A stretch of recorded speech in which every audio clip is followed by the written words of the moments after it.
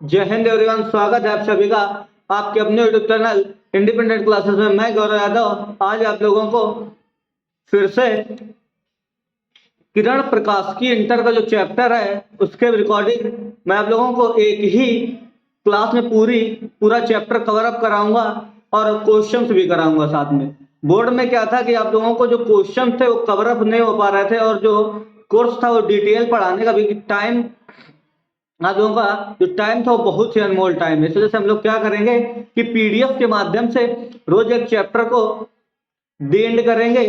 तो हम लोग स्टार्ट करते हैं किरण प्रकाश की। कौन सा चैप्टर है? किरण प्रकाश की। किरण प्रकाश के बारे में हम लोग क्या जानेंगे कि जो किरण प्रकाश की है ये क्या होती है आप लोगों की। तो आप लोग जानते हैं कि जो किरण प्रकाश की होती है ये प्रकाश की किरणों के लिए होती है। तो सबसे पहले आप लोग जानते हैं प्रकाश। तो प्रकाश के बारे में हम क्या देखेंगे कि प्रकाश एक ऐसा माध्यम होता है जो हमारी आंखों को संवेदित करता है, संवेदना प्रदान करता है, जिसके द्वारा हम लोग चित्रों, वस्तुओं या बाहरी वातावरण का जो हमारी मांसपेशियां, जो मस्तिष्क हमारा ज्ञान प्राप्त करता है कि हमें विजिबिलिटी किस प्रकार किसी भी वस्तु की देखने की जो दृश्य होता है उसके लिए हमें जो मस्तिष्क हमारा बताता है चित्रों को देख कर कि ये कौन सा चित्र है, ये हमारे प्रकाश के कारण ही संभव हो पाता है। उसके बाद हम लोग चलते हैं आगे वास्तविक प्रतिबिंब एवं आभासी प्रतिबिंब। आप लोग किरण प्रकाशिकी में पढ़े होंगे गोलीय दर्पण। उसी गोलीय दर्पण में सबसे पहले हम देखेंगे कि चित्र हमें किस प्रकार प्राप्त होते हैं। तो सबसे पहले हम लोग देखेंगे कि वास्तविक प्रतिबिंब और आभासी प्रतिबिंब, जो आपका मेन टॉपिक में उठा के लाया जिससे आप लोगों को पूरा चैप्टर कवर हो सके। आप लोग देख सकते हैं कि इसमें लिखा यदि प्रकाश का परावर्तन के पश्चात प्रकाश किरण वास्तव में किसी बिंदु पर मिलती है, यदि कोई प्रकाश किरण परावर्तन के पश्चात वास्तव में किसी बिंदु पर मिलती है तो वो आपका वास्तविक प्रतिबिंब बनाता है। इस प्रकार ये आपका वास्तविक प्रतिबिंब है, ये वास्तव में किरण मिल रही है। और ये आपका जब वस्तु आपकी क्या होती है आभासी वस्तु, ये मान लीजिए कोई आपकी वस्तु रखी हुई है, ये आपका समतल दर्पण है। कौन सा दर्पण है? समतल दर्पण। समतल दर्पण के सामने जो आपका यहाँ पर कहीं पर तो समतल दर्पण है, ये आभासी वस्तु रखी है। कैसी वस्तु रखी है? आभासी। और इसका जो प्रतिबिंब बन रहा है आपका, ये इधर देख रहे होंगे आप लोग, ये आपकी वस्तु जो है ये आभासी है और जो आपका प्रतिबिंब बन रहा है ये आपका वास्तविक प्रतिबिंब बन रहा है। ये इसी प्रकार समतल दर्पण में सेम दोनों है। ये सेम समस्या क्या है कि जो समतल दर्पण होता है ये कोई भी किरण को रिफ्लेक्ट नहीं करता। क्या नहीं करता? रिफ्लेक्ट नहीं करता, यानी कि परावर्तित या अपवर्तित नहीं करता किरण को। ये देख रहे हैं आप लोग, इसका विलंब है, ये दोनों आर पार निकल जाते हैं। ये देख लीजिए, ये आप लोग देख रहे हैं, ये जो रेखा है आप लोगों की, ये रेखा देख रहे हैं आर पार निकल के जा रही है दर्पण से। तो ये जो समतल दर्पण होता है ये आप लोगों को क्या बताता है कि जो दर्पण किसी भी प्रकार का दर्पण है। तो समतल जो अवतल दर्पण होता है वो भी आप लोगों को किरण को क्या करता है पढ़ने के पश्चात क्या करती है कि जब समतल दर्पण वास्तविक जो भी प्रतिबिंब बनते हैं, यदि आप लोग समतल दर्पण पर पड़ेगी तो अभिलंब तो सीधे निकल जाएगी। और जो आपके परावर्तन पर आप लोग परावर्तन का नियम क्या होता है, ये इस प्रकार, ये आपका इस प्रकार ये अभिलंब हो गया और ये किरण आपकी यहाँ पर पड़ी और परावर्तन के पश्चात इस प्रकार निकल गई। तो जो ये एंगल बनेगा, ये एंगल, ये वाला और ये वाला एंगल, ये दोनों एंगल क्या होंगे? आपके समान होंगे। तो ये आपका परावर्तन का नियम है। और ये जो सिस्टम है ये आपकी समतल दर्पण है। समतल दर्पण क्या करता है? वो रिफ्लेक्ट नहीं करता है किरणों को। क्या नहीं करता? रिफ्लेक्ट नहीं करता। उसी प्रकार ये आप लोगों ने समतल दर्पण पर देख लिया प्रतिबिंबों का बनना। और अब आप देखेंगे किस पर? किसी भी, ये आपका कौन सा दर्पण है? अवतल दर्पण। तो अवतल दर्पण, और ये आपका क्या है? उत्तल दर्पण। तो अवतल दर्पण पर किस प्रकार देखेंगे? तो अवतल दर्पण आप लोग जानते हैं कि अवतल दर्पण क्या होता है कि अंदर का जो भाग होता है अवतल दर्पण का वो क्या होता है? बाहरी भाग, अंदर का भाग पॉलिशदार होता है और बाहरी भाग आपका क्या होता है कि परावर्तक तल होता है जिससे रिफ्लेक्शन प्राप्त होता है। तो ये आपका कौन सा दर्पण है? अवतल। कौन सा? अवतल। ये आपका अवतल दर्पण है, अवतल। ये आपका अवतल दर्पण है और ये आपका उत्तल दर्पण है। तो ये दोनों, और ये आपका उत्तल लेंस हो गया, ये आपका अवतल लेंस हो गया। इसी प्रकार लेंसों में परावर्तन देख रहे हैं आप लोग, देखिए ये मुख्य अक्ष के समांतर किरण आए, परावर्तन के पश्चात ये अभिलंब है आपका। तो ये कौन सी रेखा है? ये आपकी मुख्य अक्ष है। कौन सी रेखा है? ये मुख्य अक्ष है। और इसमें पर ये भी कौन सी रेखा है? ये भी मुख्य अक्ष है।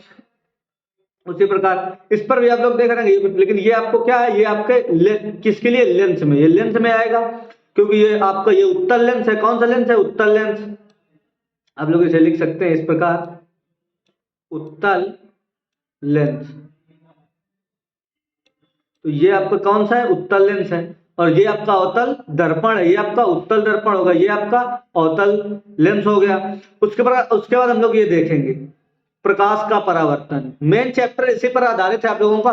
क्या कर रहा है? प्रकाश का परावर्तन क्या होता है? जब किसी प्रकाश किरण किसी माध्यम से चलकर या किसी माध्यम में किसी परिसीमा से चलकर एक आपतित होकर उसी माध्यम में वापस लौट जाती है। मतलब आपका यदि कोई प्रकाश की किरण है किसी परावर्तक तल, परावर्तक परिसीमा है, परावर्तक तल भी इसे बोल सकते हैं। ये जो है ये आपकी क्या है? परिसीमा है। परिसीमा यानी कि परावर्तक तल।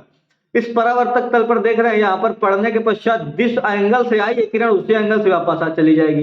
तो क्या हो गया कि जो आपका परावर्तन होता है, क्या होता है कि जब कोई प्रकाश की किरण किसी माध्यम से आती है और परावर्तन के पश्चात उसी माध्यम में वापस लौट जाती है, तो इसे हम प्रकाश क्या कहते हैं? इस घटना को प्रकाश का परावर्तन कहते हैं। ये आपका अभिलंब हो गया, जो मैंने आप लोगों को बता चुका है। लेकिन क्या है कि जो क्वेश्चंस है वो आप लोगों को इस प्रकार कवर अप कराए जाएंगे जिससे आप लोगों को कोई भी छोटा से छोटा क्वेश्चन मिस ना हो, इस वजह से।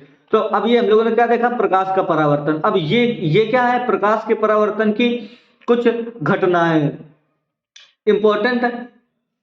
तो उनमें सबसे पहली आपकी जो घटना है वो यहाँ पर छूट चुकी है शायद, ये, हाँ, ये आपका प्रकाश का परावर्तन हो गया। और इसके आगे से ये आपका देख रहे हैं कि ये जो आपका सेकंड है, प्रकाश के परावर्तन के पश्चात वेग, तरंगदैर्घ्य, आवृत्ति अपवर्तित रहते हैं जबकि तीव्रता घटती है। तो जो प्रकाश के परावर्तन होते हैं इसमें आप सबसे इंपॉर्टेंट क्या होता है कि जो परावर्तन के शर्त में आप लोग देख रहे होंगे कि जो आपकी प्रकाश का वेग होता है, प्रकाश की वेग, प्रकाश का तरंगदैर्घ्य, प्रकाश की आवृत्ति, ये तीन राशियां ऐसी होती हैं जो आपकी अपरिवर्तित रहती है। कैसी रहती हैं? अपरिवर्तित। यानी कि ये राशियां आपकी परिवर्तित नहीं हो सकती। यानी परिवर्तित मतलब क्या? बदलती नहीं है। प्रकाश किसी भी प्रकार का रिफ्लेक्शन हो जाए यानी कि परावर्तन हो जाए प्रकाश में, लेकिन आपका वेग, तरंगदैर्घ्य, आवृत्ति ये नहीं बदलेगी, केवल प्रकाश की तीव्रता बढ़ेगी। क्यों बढ़ेगी? कि जब प्रकाश किरण, मान लो कि आप लोग ये आप लोग देख रहे हैं, ये आपकी प्रकाश किरण आ रही है। अब यहां पर जब वो प्रकाश किरण टकराएगी तो उसकी तीव्रता कम होगी और जो उसका वेग होगा वो वही रहेगा। क्यों? क्योंकि अगर आप सेम एंगल से कोई किरण गुजारे और सेम एंगल पर वापस लौट जाती है तो उसका वेग नहीं बदलता और साथ में उसकी आवृत्ति भी नहीं। आवृत्ति तो आप ये देख रहे हैं, अपवर्तन भी नहीं आपकी बदलेगी। तो ये आपका क्या था? प्रकाश का परावर्तन। दूसरा आपका क्या? यदि परावर्तन सघन माध्यम से होता है तो कला पाई से परावर्तित हो जाती है। अब ये देखिए सघन माध्यम, सघन माध्यम का मतलब क्या होता है कि जो माध्यम आपको मैंने बताया था पीछे कि विरल और सघन दो माध्यम होते हैं। इस प्रकार आप लोग ये दो भाग पार्ट कर लीजिए। ये आपका सघन माध्यम है और ये आपका एयर है, इसमें ये आपका विरल माध्यम। तो ये आपका माध्यम फर्स्ट माध्यम है ये आपका, ये, और ये आपका सेकंड माध्यम हो गया। कौन सा? सेकंड। तो ये आपका कौन सा? ये आपका सघन हो गया। इस प्रकार जो डॉट डॉट है ये आपके कौन सा माध्यम हो गया? ये आपका सघन माध्यम हो गया। कौन सा माध्यम हो गया? सघन। और इधर वाला जो माध्यम है आपका, इधर वाला, ये इधर आप वाला कौन सा? एयर। कौन सा माध्यम है ये? अब वायु। ये आपका फर्स्ट माध्यम है। आप इसे मान लेंगे कांच या जल, जल मान लीजिए, ये आपका जल हो गया। और ये आपका कौन सा माध्यम है? एयर। एयर, ये आपके वायु हो गई। तो दोनों ये माध्यम हो गए, ये आपका फर्स्ट माध्यम, ये आपका सेकंड माध्यम। इसमें क्या दे रखा है कि सघन माध्यम में किस प्रकार कला परिवर्तन होता है। कला परिवर्तन किस प्रकार आप लोग देख रहे हैं? जब यहां से आप लोग देख रहे हैं ये किरण इस प्रकार आई, इसे आप लोग चित्र को इस प्रकार बना ले। ये आपका फर्स्ट माध्यम आप लोग लिख लेंगे, इसे जल। और ये आपका सेकंड माध्यम, कौन सा? सेकंड, इसे आप लोग लिख लेंगे वायु। प्रकाश जब सघन से विरल में आता है, इसमें क्या दे रखा है देखिए, यदि प्रकाश सघन माध्यम से होता है तो कला पाई से परावर्तित हो जाती है।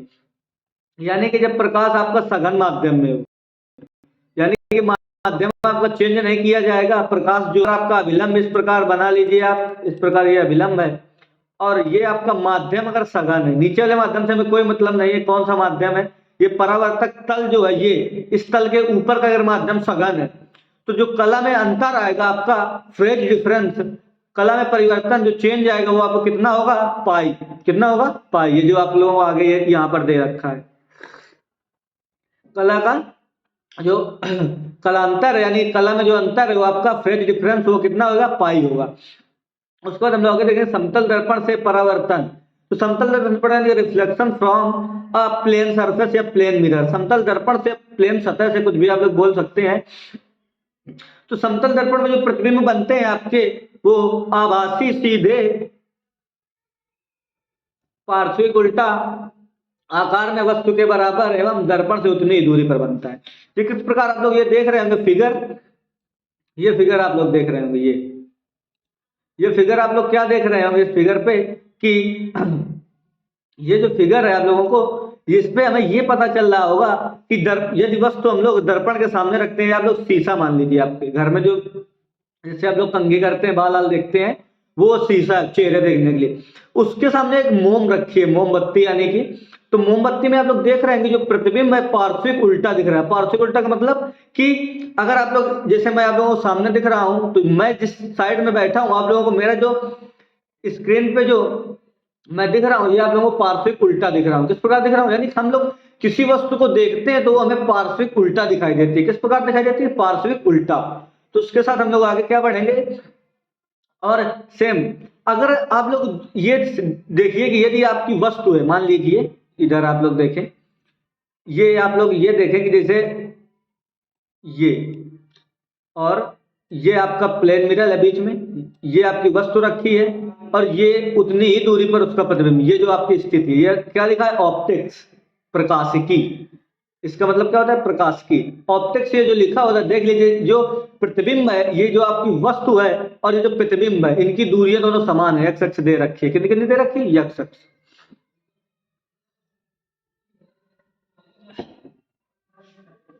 एक्स अक्ष ये दूरियां दे रखी हैं। उसके बाद आप लोग ये देखेंगे कि ये जो दूरियां है, अगर प्रतिबिंब ये आप किस पे, ये किस स्थिति में है, यदि आपका प्रतिबिंब स्थित है, स्थित है तो दोनों की दूरियां आपकी बराबर होंगी, यानी कि ये भी। और यदि आपका वस्तु इस प्रकार आगे बढ़ रहा हो, इस प्रकार आगे, तो जो आपका प्रतिबिंब है वो भी आगे बढ़ रहा है। किस प्रकार, वो भी आगे बढ़ रहा है।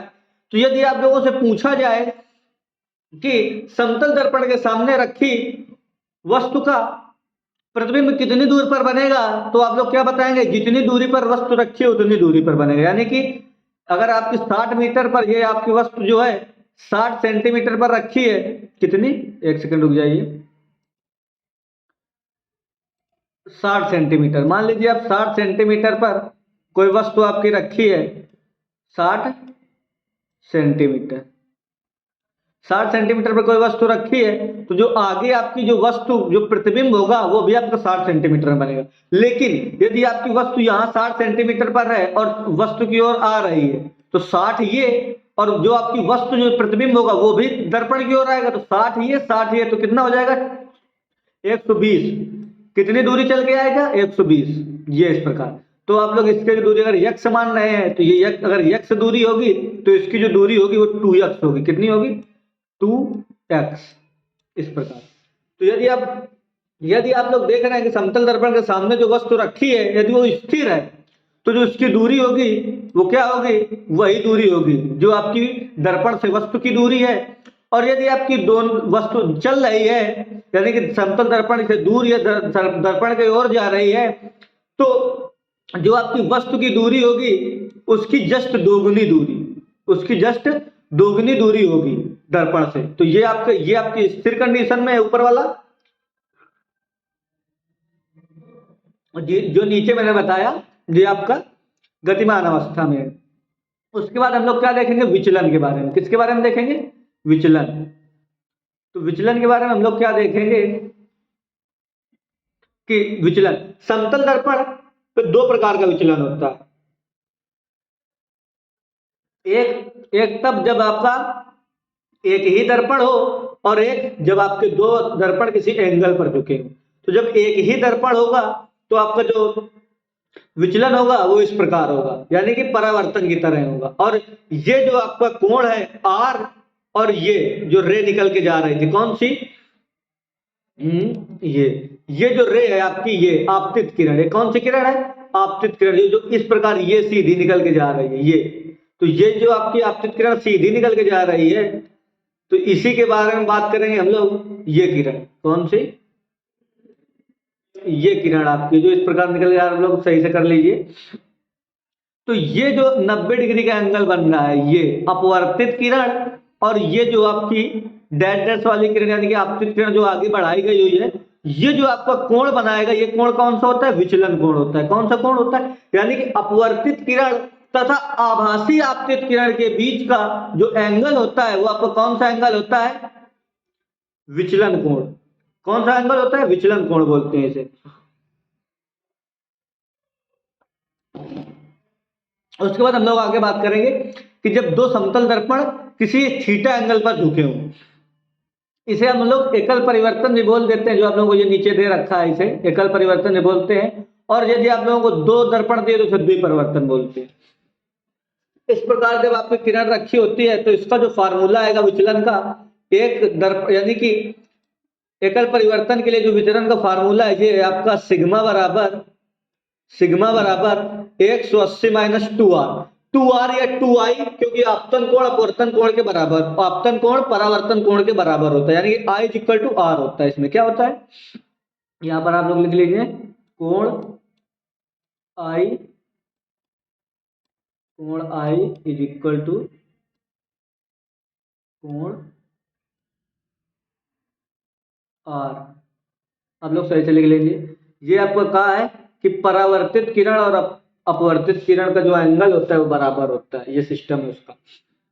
और द्विपरिवर्तन क्या होता है, यानी कि एक किरण ये आप मान लीजिए ये आ रही है, देख रहे होंगे आप, ये पहले इस पर पड़ी, फिर समांतर हुई, फिर इस पर पड़ी, और फिर उसी माध्यम में वापस निकल गई। तो इनके बीच जो कहाँ एंगल बनेगा, यानी कि जो पहली किरण आपतित और अपवर्तित किरण, एंगल वही होता है सिग्मा का, लेकिन इसमें क्या है, ये रे कौन सी है, ये वही आप अपवर्तित जो यहाँ पर था, ये वही किरण है आपकी आपतित, ये जो आगे निकल के आ रही है, और ये आपकी अपवर्तित किरण वही। तो ये अपवर्तित किरण, ये आपतित किरण, तो इनके बीच ये जो कोण बन रहा है, ये आपका कौन सा कोण होगा, विचलन कोण। ये किसके लिए होगा, जब दो समतल दर्पण झुके हुए, और ये सिग्मा बराबर 360 माइनस 2 थीटा। इसको हम लोग किसमें घटाते हैं, 180 में।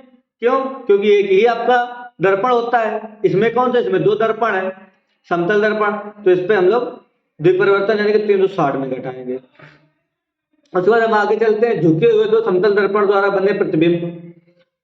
ये बहुत ही इंपॉर्टेंट है, उस एक बार इससे क्वेश्चन छूट जाएगा आपका विचलन से, लेकिन ये झुके हुए समतल दर्पण, दो समतल दर्पण इस प्रकार झुके हो और उनके बीच कितने प्रतिबिंब बनेंगे, ये आप लोगों को जरूर पूछा जाता है। ये आपका एक नंबर इस पर फिक्स होता है, इसको आप लोग इंपॉर्टेंट बना लें अपने हिसाब से। इसे आप लोग क्या करेंगे, इंपॉर्टेंट, इस प्रकार इसे इंपॉर्टेंट आप लोग लगा ले, स्टार बना ले। तो समतल दर्पण जब झुके हो तो आप लोग इसका इंस्ट्रक्शन पढ़िए, क्या बोल रहा है कि जब दो समतल दर्पण एक दूसरे से थीटा कोण पर झुके हों तो उनके मध्य रखी हुई वस्तु के बनने वाले प्रतिबिंबों की संख्या, क्या निकालना है, प्रतिबिंबों की संख्या बनानी है। कब, जब दो समतल थीटा कोण पर झुके हो और उनके मध्य कोई वस्तु रखी हो। तो उसके लिए क्या इंस्ट्रक्शन होता है, n बराबर 360 अंश बटे थीटा माइनस 1। यदि 360 बटे थीटा बराबर संपूर्ण का मतलब क्या होता है कि यदि आप लोग कोई भी एंगल निकालें, 360 माइनस 2 थीटा, थीटा का मान अगर हम 60 रखेंगे, यहाँ पर 60 रखेंगे 10 आएगा। यदि कि समपूर्णांक है, यदि समपूर्णांक है तो आपको ये फार्मूला लगाना है, पहला वाला। समपूर्णांक का मतलब आप क्वेश्चन में समझे किस प्रकार, जैसे आप लोग मान लें कि 360 है और ये जो एंगल इस प्रकार जो दर्पण झुके हुए हैं और उनके मध्य जो वस्तु रखी है, ये एंगल आपका क्या है, यहाँ पर कहीं वस्तु रखी है और इस प्रकार वस्तु ये, तो ये जो एंगल होगा आपका ये वाला, ये इस एंगल को हम लोग थीटा मानेंगे और इस थीटा एंगल को यहाँ पर रखें। मान लीजिए 60 है आपका ये एंगल, 60 में 360 घटाएंगे 10 आएगा।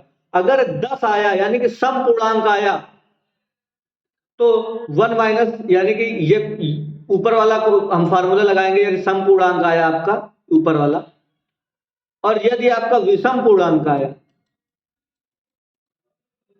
यदि आपका विषम पूर्णांक आया तो आप लोग कौन सा लगाएंगे, ये आपका समपूर्णांक के लिए। और यदि आपका विषम पूर्णांक आए यानी कि आप लोग यहाँ पर क्या करेंगे, 90 आ जाए, 90 डिग्री, यानी कि 40 डिग्री आपका आ जाए यहाँ पर एंगल। अब 40 डिग्री इसमें भाग देंगे तो कितना आएगा, 9 आएगा। अब 9 यानी कि आपका विषम पूर्णांक आ जाए, तो विषम पूर्णांक होने पर दो संभावनाएं होती है। कौन कौन सी, ये है आपकी नीचे आइए देखिए, ये विषम पूर्णांक की दो संभावना। विषम पूर्णांक की दो संभावना क्या, पहली जब वस्तु सममित रूप से रखी हो, सममित रूप से रखी होगी यानी कि जब वस्तु इस प्रकार रखी होगी, यानी कि दर्पण के दोनों दर्पणों को बीचों बीच रखी हो, यानी कि जो एंगल हो, ये एंगल आपका, ये जो लिखा देगा ये एंगल θ/2, ये भी आपका θ/2, यानी कि दोनों एंगल आपके बराबर यानी कि बीचों बीच रखी हो, तब आपको कौन सा लगेगा, जो आपने पहले लगाया था सम के लिए, जब आपकी सम वस्तु आ रही थी।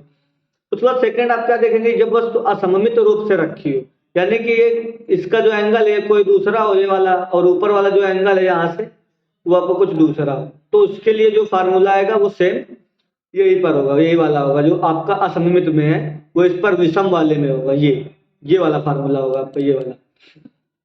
उसके बाद आप लोग क्या देखेंगे, अन्य महत्वपूर्ण जानकारियां, ये किसके विषय में जानकारी है, जो मैंने देखो अभी बताया था, स्थिर दर्पण और गतिमान दर्पण।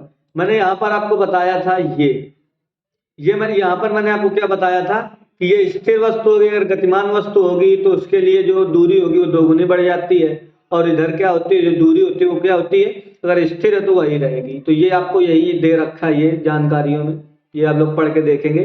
सेम ये देखिए, सेम वस्तु रखी है,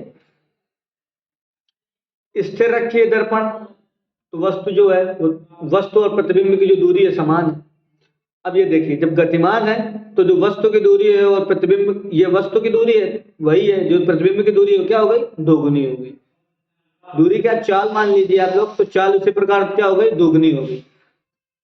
आगे हम लोग क्या देखेंगे कि ऊंचाई के बारे में बात करता है। ऊंचाई के बारे में क्या बात करता है, जब व्यक्ति अपना पूर्ण प्रतिबिंब देखने के लिए समतल दर्पण, यह आप लोग देखेंगे, कभी भी आप लोग आजमाइएगा कि यदि आप लोगों के सामने आप लोग किसी भी मिरर पर खड़े हैं, यदि आपका जो मिरर है वो आपकी आधी हाइट का, यानी कि आपकी हाइट यानी ये आपकी हाइट 6 फीट है, कितनी, 6 फीट।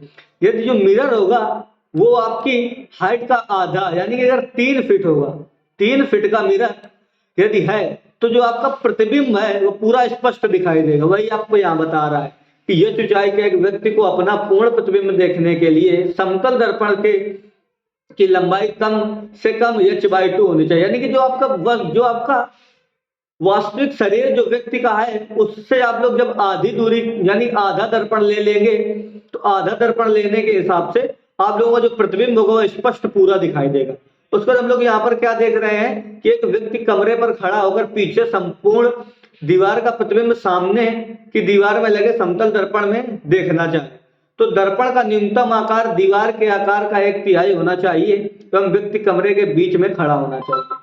इसका आप लोग क्या इंस्ट्रक्शन फॉलो करेंगे कि ये जो है आपका, ये आपका दीवार है, कहाँ से ये जो हाइट है आपकी दीवार की वो यहाँ तक की है, ये हाइट है। और ये आपका जो पहला, मान लीजिए ये जो आपकी कमरे के बीच ये जो आपकी वस्तु है, ये आपकी लेंथ है, लंबाई पूरी हाइट है आपकी, और ये आपकी हॉरिजॉन्टल दूरी है कमरे की, यानी कि चौखंडा पूरी लंबाई है। और ये आपका दर्पण रखा हुआ है, ये इसकी ऊंचाई कितनी है, h/2, ये आपका दर्पण है।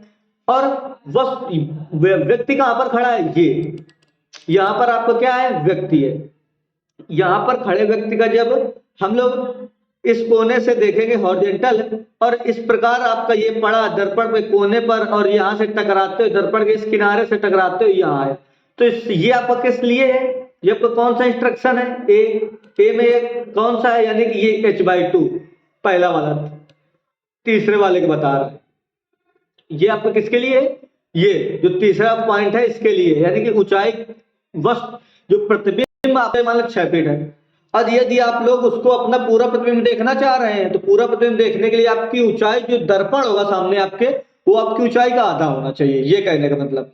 उसके बाद यदि आप लोग कमरे के एक साइड मिरर लगा है किसी दीवार पे और दूसरी दीवार को उस कमरे पर पूरा देखना चाहते हैं, तो जो आपकी जो दर्पण का आकार होगा वो न्यूनतम उस दीवार के आकार का 1/3 होना चाहिए। यानी कि अगर दीवार आपकी 6 फीट की है, 6 फीट की, तो जो आपका दीवार आपकी कितनी है, 6 फीट, सॉरी 6 फीट बोला, यदि आपकी दीवार कितनी है, 10 फीट मान लें मैक्सिमम, तो 10 फीट आप लोग ये मान लीजिए दीवार।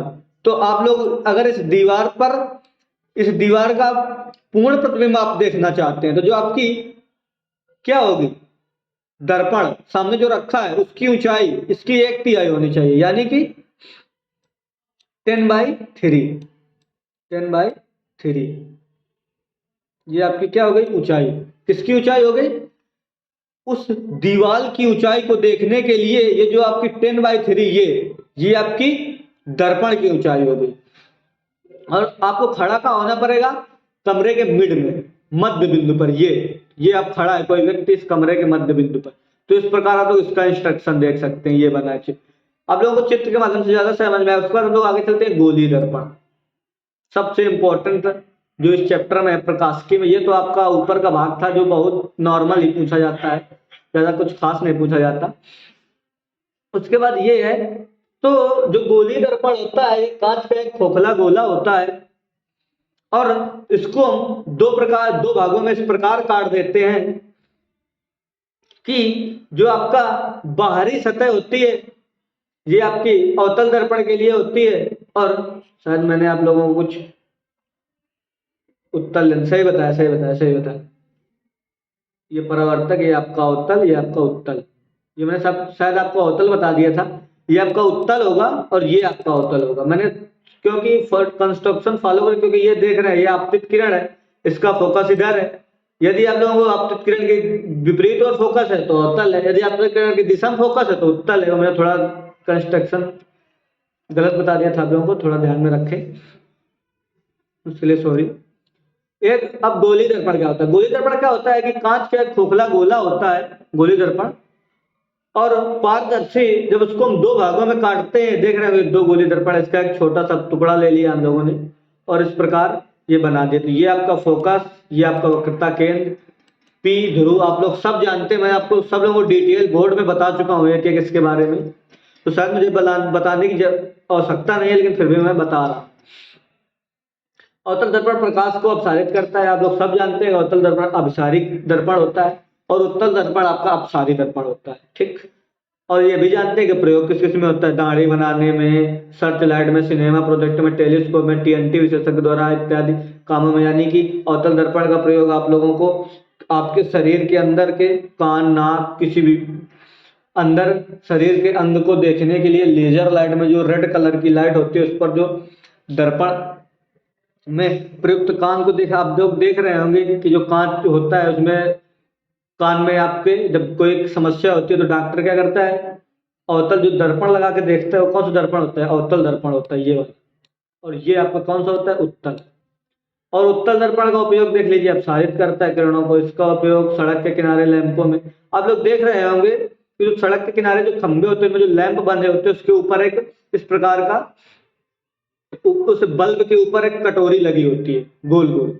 वो जो कटोरी लगी होती है उस कटोरी के, अगर आपका मरकरी लगी है उस पर, ये देखिए आप लोग ये देख रहे होंगे कि ये क्या, ये मरकरी है, ये जो आप देख रहे हैं ये मरकरी लगी हुई है सड़क के किनारे। अगर सड़क के किनारे जो मरकरी, उसका जो शीशा होगा बाहरी का आवरण जो उस बल्ब को अंदर से बचाता है, वो आपका कैसा होता है, इसी का होता है उत्तल दर्पण। वही ये लिखा है यहाँ पर, सड़क के किनारे लगे लैंपों में, गाड़ियों में, साइड मिरर में, ये आप लोग देख रहे होंगे ये उत्तल दर्पण लगा है गाड़ियों के साइड मिरर में।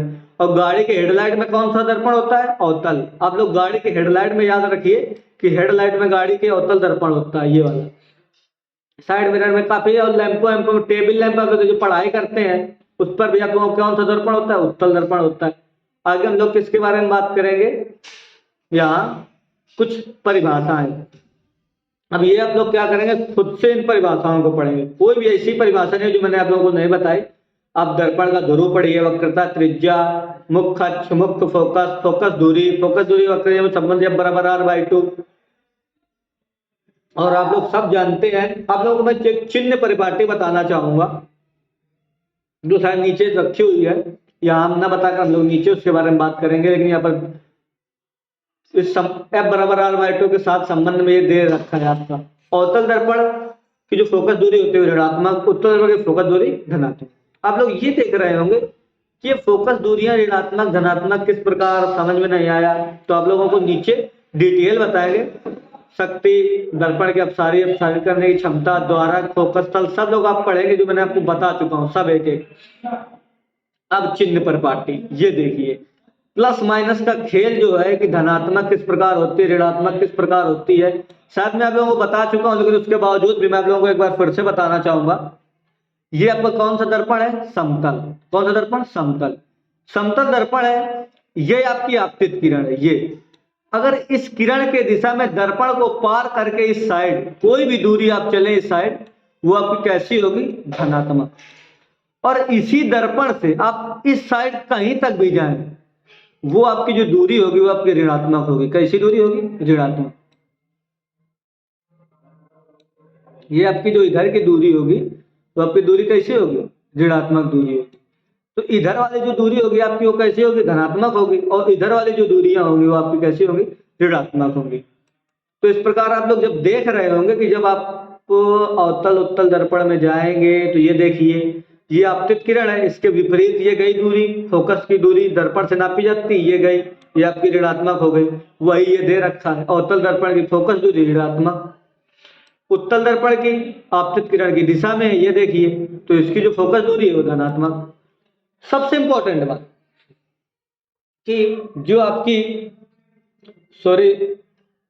वो होता है आपका समतल दर्पण, ये दे रखी है, ये देखिए समतल दर्पण, मैंने सोचा शायद नहीं दे रखा है इसमें, ये दे रखा है इसमें। समतल दर्पण की जो फोकस दूरी होती है वो अनंत होती है। क्यों? क्योंकि जो आपका समतल दर्पण होता है, आप लोग जब इस प्रकार देखते हैं सामने अपने रखकर, तो आप ये नहीं बता सकते देखकर कि हमारा जो प्रतिबिंब है, आप लोग कैलकुलेशन के माध्यम से बता सकते हैं कि इतनी दूरी पर मैं खड़ा हूं तो इतना प्रतिबिंब बन रहा होगा, लेकिन अंदर आपको ये नहीं, आप लोग चाहे जितना आप लोग देखिए, आप लोग उसका जो इन्फिनेटिव पॉइंट है, यानी कि आप लोग ये नहीं बता सकते कि ये दर्पण की जो गहराई है इतनी है। क्यों? क्योंकि जो उसका आप लोग कितनी दूर जाए उसका प्रतिबिंब जो बनता है वो इन्फिनेट पर बनता है। आप लोग कितनी भी दूरी चले जाए उसका जो कोई खास परिवर्तन नहीं पड़ता है। उसके बाद ये आप लोग जो कॉन्ट्रैक्शन दिए हुए हैं, सभी दूरियां दर्पण के ध्रुव से मापी जाती हैं। ये देखो यहाँ से पी से, ये आप लोग पढ़ेंगे। ये आपकी टेबल दे रखी है वास्तविक प्रतिबिंबों के लिए और आभासी प्रतिबिंबों के लिए। उत्तल दर्पण ये, और ये आपका कौन सा? अवतल दर्पण। उपयोगी चिन्ह आप लोग अगर आप लोग इस टेबल को याद कर सकते हैं तो याद कर लीजिए, अगर नहीं याद कर सकते हैं तो जो मैंने आपको ट्रिक बताई उसको फॉलो करिए कि इधर वाली जो दूरियां होंगी वो आपकी धनात्मक और जो इधर वाली दूरियां होंगी वो आपकी ऋणात्मक। बस इतनी सी बात है। गोली दर्पण द्वारा प्रतिबिंब का बनना आप लोग देख ही चुके हैं, किस प्रकार प्रतिबिंब बनता है। उसके बाद अवतल दर्पण और उत्तल दर्पण द्वारा प्रतिबिंबों का बनना, ये शायद मैंने कंस्ट्रक्शन आपको सब बता चुका हूँ। ये कोई भी ऐसा चीज नहीं है जो मैंने आप लोगों को नहीं बताया। आप लोगों ने पिछली वीडियो में देखिए, मैंने आपको वीडियो में 1 बाय 1 इसके एक भी मैंने नहीं छोड़ा। मैंने एक स्थिति प्रत्येक दर्पण की तो ये भी मैंने बताई है। तो शायद मैं आशा करता हूँ कि आप लोगों को वहां ज्यादा समझ में आया होगा। तो यहाँ मैं लोगों, क्योंकि आप लोगों के पास टाइम नहीं है, हम लोगों को पूरा चैप्टर खत्म करना है और इसके क्वेश्चन भी, क्योंकि आप लोग जाइएगा मत। क्यों? क्योंकि अगर आप लोग यहाँ से बीच से छोड़ के चले जाएंगे तो इसके जो मैं आपको क्वेश्चंस कराऊंगा बहुत ही अच्छे क्वेश्चंस है। और आप लोगों के लिए जो PDF है वो विकल्प के प्रश्नों की वो आपका इंतजार खत्म हो चुका है। कल आपको सुबह शायद 8 बजे के लगभग आपको पीडीएफ अपलोडेड मिल जाएगी, 8 या 9 के टाइम के बीच में। जब ये आपको अपलोड वीडियो आपका आएगा, इसी वीडियो के साथ आपको नीचे लिंक में दी हुई है, उसी पे आप लोग देख लीजिएगा। और ये आपकी दर्पण का सूत्र, अनुप्रस्थ आवर्धन, शायद इसकी कोई खास जरूरत नहीं आप लोगों को, क्योंकि ये बहुत कम है, कभी कभी संबंध इसमें पूछ लेता है इन क्वेश्चन, लेकिन ध्यान में आप रखें ये मैंने बताया सब कुछ है। क्षेत्रीय आवर्धन ये आप लोग याद में रखें थोड़ा, अनुदैर्ध्य आवर्धन, क्षेत्रीय आवर्धन, इस प्रकार। उसके बाद हम लोग आगे चलते हैं क्वेश्चनों में, जो बहुत सबसे इंपॉर्टेंट है कि क्वेश्चनों में हम लोग चलते हैं। दे रखा है, दो ऊर्ध्वाधर समतल दर्पण एक दूसरे से 60 अंश के कोण पर झुकेंगे। दो ऊर्ध्वाधर समतल दर्पण एक दूसरे के साथ 60 अंश के कोण में झुके हुए हैं। क्षैतिज दिशा से आती हुई प्रकाश की किरण की एक किरण पहले एक दर्पण से परावर्तित होकर दूसरे दर्पण से परावर्तित होती है। इस कारण का परिणामी विचलन होगा। आप लोग देख रहे होंगे कि जो एक समतल 60 अंश का कोण है, ये इस प्रकार एक दूसरे के साथ जो झुके हुए हैं, ये एंगल आपका कितना है, 60 डिग्री। कितना?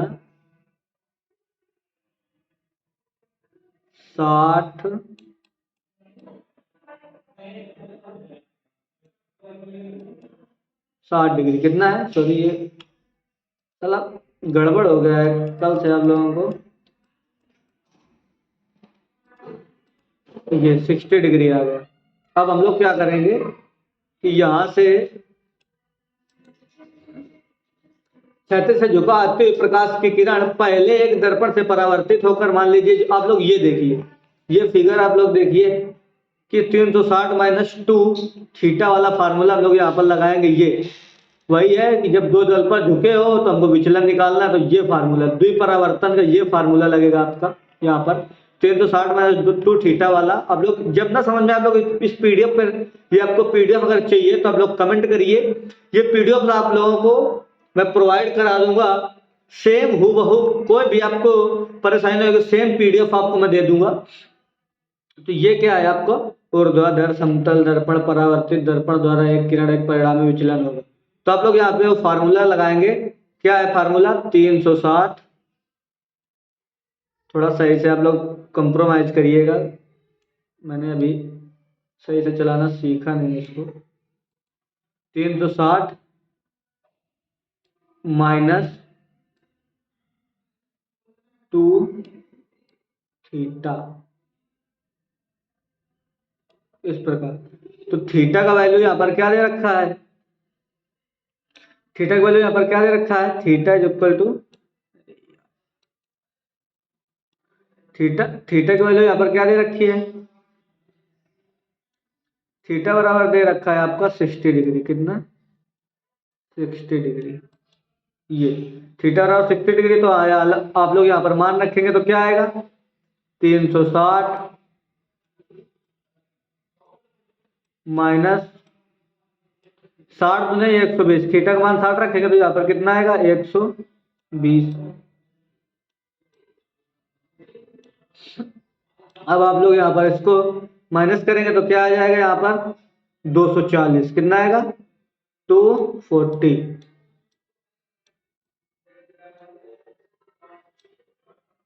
टू 240 डिग्री, कितना आएगा, 240 डिग्री। तो ये आपका क्या आएगा आंसर, 240 डिग्री, ये आपका आंसर आ गया। ये किसके लिए है, दर्पण के लिए। और अब हमें देखा क्या निकालना है, हमें विचलन। आप लोग ये गौर कीजिए कि हमें निकालना क्या है और क्वेश्चन हमें दे क्या रखा है, बस इतना गौर करेंगे आप।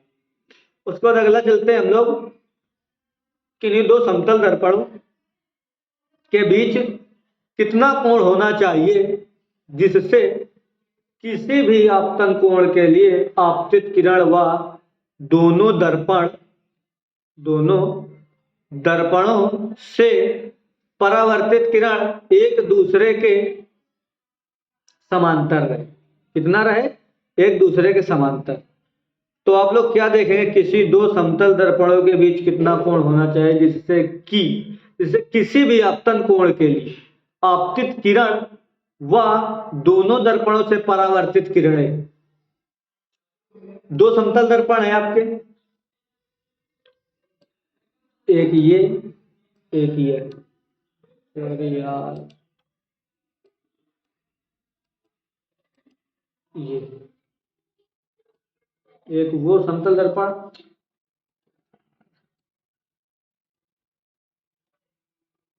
एक वो समतल दर्पण और एक ये, ठीक है, ये दो समतल दर्पण हो गए।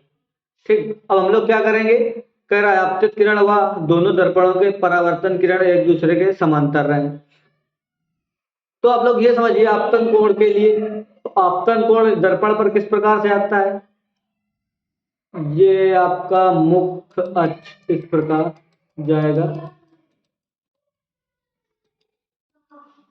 ये आपका मुख्य अक्ष जाएगा और ये आपकी आपतित किरण यहाँ से पड़ेगी, और यहाँ पर जब ये जो आपकी आपतित किरण यहाँ पर पड़ेगी, जो ये एंगल होगा परावर्तन के पश्चात ये एंगल निकल के जाएगा, ये आपके पहले दर्पण के लिए। उसके बाद दर्पण के बीच हमें कोण बताना है, तो ये आपका तो दर्पण होगा नहीं, क्यों, क्योंकि हमें दर्पणों के बीच इस प्रकार कोण बनेगा। जब दो दर्पण हम लोग रखेंगे इस प्रकार रखेंगे, और इस प्रकार रखने पर आपकी आपतित किरण मान लो ये कहीं से आई, ये टकराई, उसके बाद इससे यहाँ कहीं टकराई, उसके बाद यहाँ कहीं इस प्रकार निकल गई। तो ये क्या करना है, पर दूसरे के समांतर रहे, यानी कि ये जो किरणें हैं ये किरणें एक दूसरे के, ये आपकी आपतित किरण है और जो इसमें एक डैश है आपकी परावर्तित किरण है, तो ये दोनों एक दूसरे के समांतर हो जाए। अब जब ये एक दूसरे समांतर कब होंगे, जब ये आप लोग देख रहे हैं ये और ये कोई एंगल बन रहा है, ये क्या होगी, जब ये मिरर के सापेक्ष यानी कि समांतर होंगे, समांतर होंगे तो ये जो एंगल आपका बन रहा है, ये समांतर के लिए ये एंगल, ये रेखा और इस रेखा के, जो मैं कलर चेंज करता हूं, ये देखिए आप लोग, ये जो रेखा थी ये रेखा का, ये आपका जो दर्पण है ये दर्पण और ये किरण है आपकी, उसके बीच जो ये एंगल बन रहा है ये कितना है, 90 डिग्री, कितना है आपका 90 डिग्री एंगल,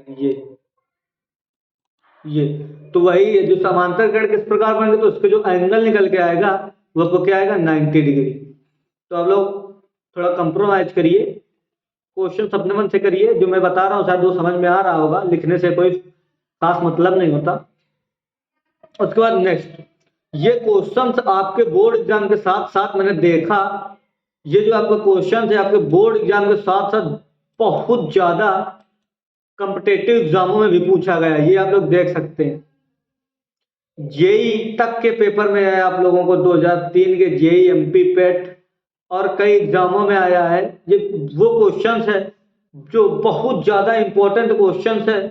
प्रतिबिंबों का रिकॉर्डिंग आया है, दे रखा है आपका, एक विद्युत बल्ब को 60 डिग्री पर झुके हुए दो समतल दर्पणों के बीच रखा गया है, इस बल्ब को कितने प्रतिबिंब दिखेंगे। तो आप लोगों को वही क्वेश्चन का जो फार्मूला है ऊपर से उठा के लाएंगे, दो प्रतिबिंबों के लिए 360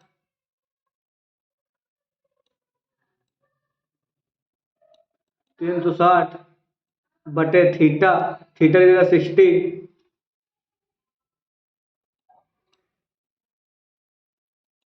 -1, 1 क्यों -1, ये हम लोग ने ये फार्मूला क्यों यूज किया, थीटा 360 -1, क्योंकि ये जो आपका थीटा है ये आपका कैसा है, सम, और सम के लिए क्या था, 360 बटे थीटा, 360 बटे थीटा -1, यही था ना आप लोगों का। तो ये इसी को हम क्या करेंगे, रखेंगे। तो हम इसको काटेंगे तो आपको कितना आएगा, 10, कितना आएगा 10, यहां से 6 आएगा, सॉरी यहां से जब आप लोग काटेंगे तो कितना आएगा, 6 यानी कि 6, तो कितना आएगा, 6 आएगा। तो आप लोग 6 - 1 इज इक्वल टू, जो आपके प्रतिबिंब आएंगे वो कितने बन के आएंगे, 5। तो ये आपका राइट आंसर, यानी कि क्वेश्चन नंबर 6 का 3 यानी कि 5 इस प्रकार आप लोग हल करेंगे। क्वेश्चन मैंने फार्मूला बता दिया तो वो 360/θ-1, ये आप लोग फार्मूला लगाएंगे। उसी प्रकार ये क्वेश्चन है, मैं ये आपको बता रहा हूँ। एक आदमी की ऊंचाई 180 सेंटीमीटर, ऊंचाई हाइट, उसकी आंखें उसके सिर की चोटी से 10 सेंटीमीटर नीचे। ये आपकी मान लीजिए एक व्यक्ति है, इस प्रकार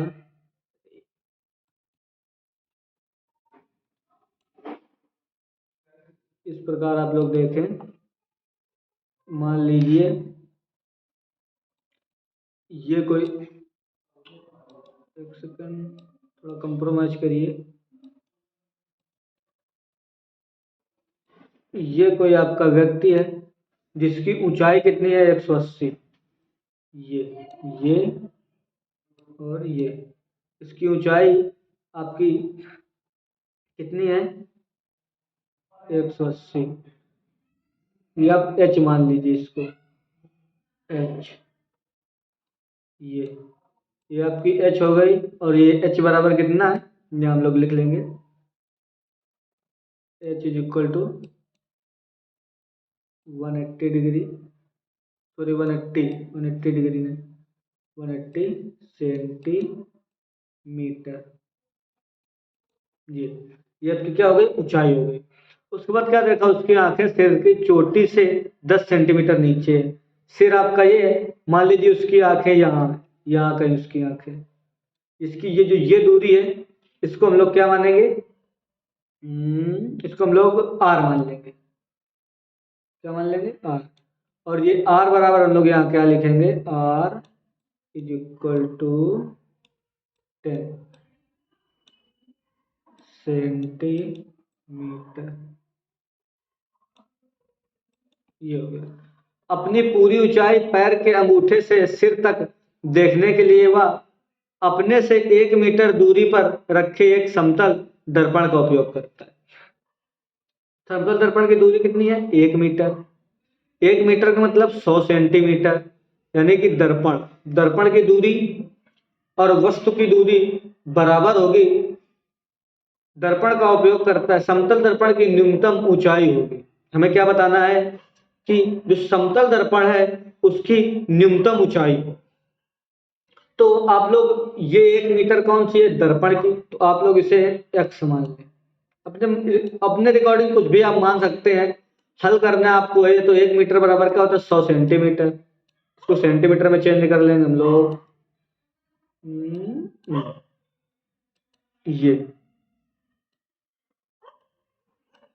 ये आपका 100 cm,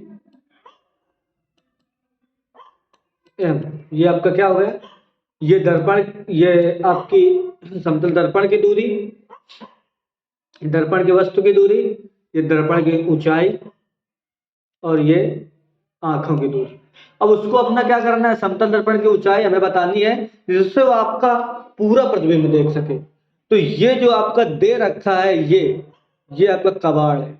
क्या है, कबाड़। क्यों, क्योंकि आपको पता होना चाहिए कि जो प्रतिबिंब या वस्तु की हाइट होती है, उसकी जो अगर हम लोग आधी हाइट का कोई दर्पण लेते हैं तो हमें जो प्रतिबिंब होता है ये हमें पूरा स्पष्ट दिखाई देता है। कब दिखाई देता है, जब इसकी आधी ऊंचाई का हम लोग कोई दर्पण लेते हैं। तो हमें ये जो दे रखा है, ये 10 सेंटीमीटर, ये 1 मीटर, ये आप लोगों को भ्रमित करने के लिए दे रखा है। किसके लिए दे रखा है, भ्रमित करने के लिए। तो आप लोग डायरेक्ट कौन सा फार्मूला लगाएंगे, h/2। अब h/2 जब आप लोग लगाएंगे तो h का मान 180, 180 इस प्रकार 180, 180 लिखेंगे, सॉरी, ये 180 अपान 2, 180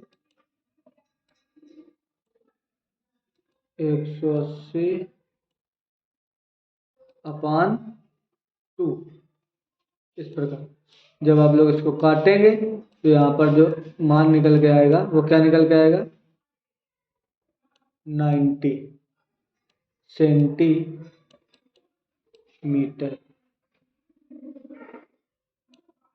ये आपको क्या मान निकल के आया किसका, इस आदमी की हाइट का। इसी प्रकार आप लोग देखें कि इस पीडीएफ पर क्या है, बहुत से क्वेश्चन है।